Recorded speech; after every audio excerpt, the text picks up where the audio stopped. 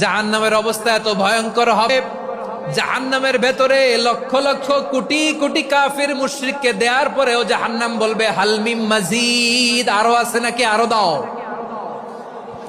কোটি কোটি কাফেরের দল, মুশরিকের দল, সীমা লঙ্ঘনকারী দল, তাদেরকে যখন জাহান্নামে ফেলা হবে, বড় বড় পাথর খণ্ড জাহান্নামে ফেলা হবে, তারপরও জাহান্নাম বলবে হালমিম মাজিদ, আরো আছে নাকি, দাও, আরো দাও, আরো দাও। আমার ক্ষুধা নিবারণ হয় নাই। জাহান্নামে তো উত্তপ্ত হবে, জ্বলন্ত হবে, ভয়ঙ্কর হবে। জাহান্নামের এক অংশ আরেক অংশকে খেয়ে ফেলবে। আল্লাহু আকবার। ফেরেশতারাও টালমাটাল হয়ে যাবে।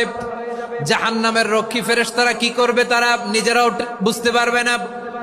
কোটি কোটি মুশরিক কাফেরদেরকে জাহান্নামে নিক্ষেপ করার পরেও জাহান্নাম ঠান্ডা হবে না, শান্ত হবে না, বলবে হাল মিম মাজিদ, আরো আছে নাকি, আরো দাও। তখন আল্লাহ তাআলার কুদরত